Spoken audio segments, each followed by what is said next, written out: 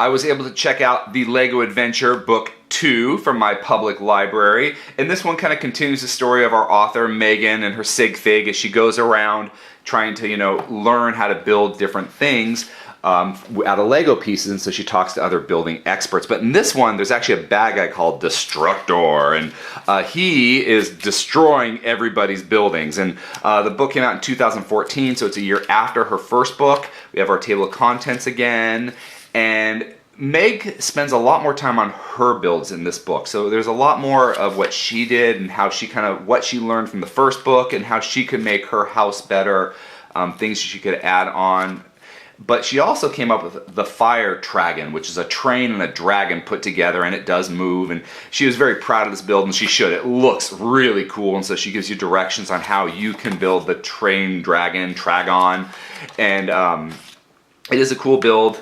And I think it's like kind of even though this book was written in 2014, now that we're in 2019, I think it's 5 years later, but we are, I think, in the year of the dragon now. So it kind of fits. Even 5 years later, I'm doing this little thumb through review, and here she kind of shows you don't have to just do this red dragon, do blue and green, just, be creative, do what you want to do. And here the story begins. This is a story where she's visiting one of the people she visited last book, and then this guy comes in, the Destructor, so he just wants to destroy Lego buildings. And so he's going to go visiting all these people and destroying their stuff. And when he destroys them, Meg comes in and helps them rebuild.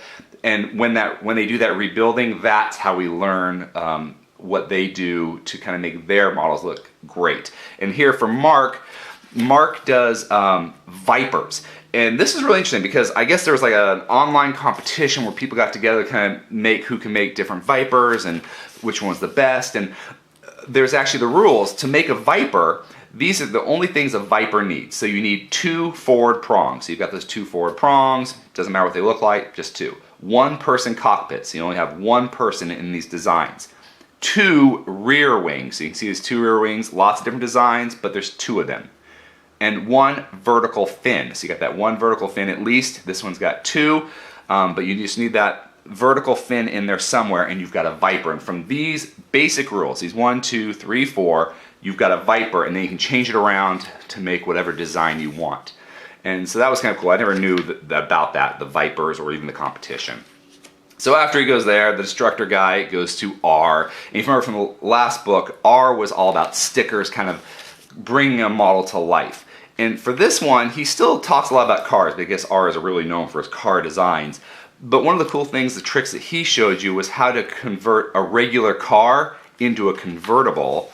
And also, he talks about tires. And that's something I really thought interesting, because for me, I'm usually just looking for like the right size of tire to fit my car. But he's talking about different cars have different tires. So sports cars kind of have these, smoother wheels, or hot rods have the smoother wheels with the big wheels in back, smaller in the front. You got trucks that have like the gridded or treaded wheels because they're just hauling loads. So just the importance of picking the right tire, not only in size, but what kind of tire is it. So that just shows you the level of detail they go into figuring out how to build what should be a very simple car. And then you kind of see her humor again with the getting smoke in their face. I did like Meg's humor in this book. And next we're going to go to Arjan. And Arjan does boats. And for his, the thing he really helps people with in his chapter is how to build a strong boat hull so it's not going to fall apart on you. So he spends a lot of time on the hulls of his boats. So that if you can, you can build your different boats, but this is going to be how you can build it strong so it doesn't fall apart on you. And if you've watched my Sink Float video, you know most of these Lego things float. So some boat designs. I love these things, it's just the amount of details. Now he does use unofficial Lego strings for his boat designs. I don't know how, true you want to be. Like for me, I like to just use as much Lego pieces as possible. Barney kind of created this desert island, and he is all about finding new uses for pieces. And if you watch my micro builds, I'm all about finding those different pieces. Like, okay, this is a flipper, but what else could that flipper be turned into? And for here, he uses it, a little flipper for the thatching or the top of a roof hut. So I really love that about just, okay, this is what Lego made the piece for, but what else can you imagine doing with it? How can you make it something new? Bridget. Bridget does this Tudor-style housing, and she's like, you really need to research, the style and architecture of the time, and do some sketches. Sketch it out first before you start building. See what you want to build, and that way you're not going to spend a lot of time, taking it apart and rebuilding. But kind of, plan it ahead, which is something I actually never do. I need to do more planning. I just keep throwing bricks together until I find something I like. But yeah, that's just a personality thing too. And then here's some plants, and I'm always loving plant design, so that's really cool. And then, oh man, these things, and to bring a town together, just kind of use some similar build styles, so it's if they, they're all built around the same time period. Oh, this is Tommy's fun, because this is done on a movie set.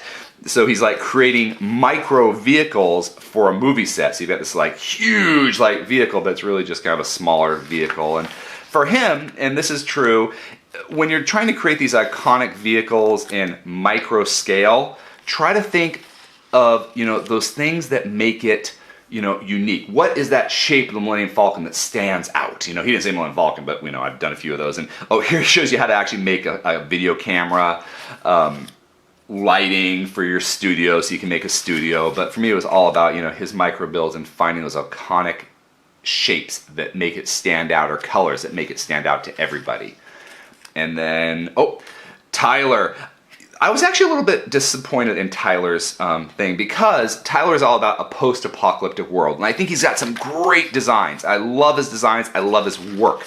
Me was actually the book itself. Like, this little sludge puppy was a great build.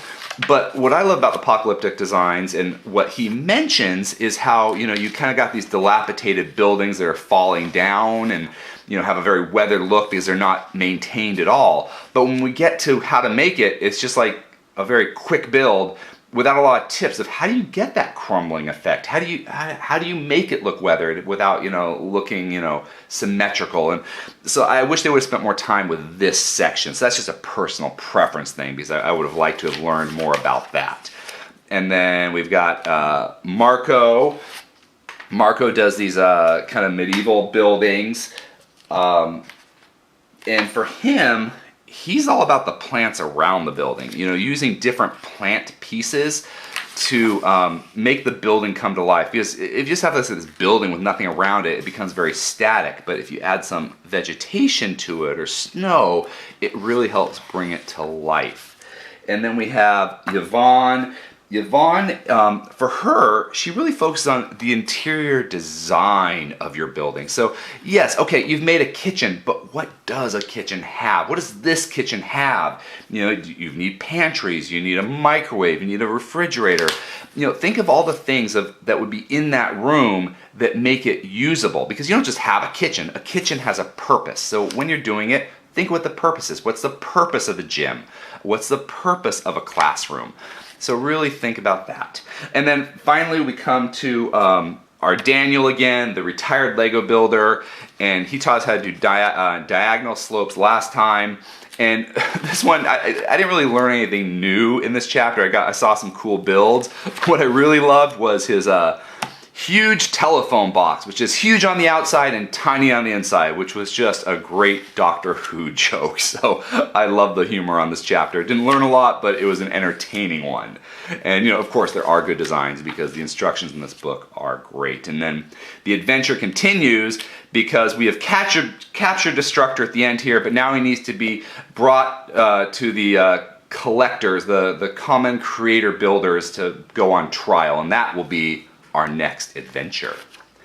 Oh, that's right, I forgot about it. Okay, so this is kind of cool. I think a lot of us know this, that 3 plates equal 1 brick, and the jumper plates were kind of created to make this stacking movement. But at the end of this book, she did a little section where just like little tips about what makes a plate, a slope, these bows and arcs, and just different kind of like basic tips for building and the bricks. I appreciate her throwing that in there. And then of course we've got our sig figs and actual people. So again, I love this book. It was a great little book. I'll put the eBay and Amazon affiliate links in the description. So if you want to check it out, you can.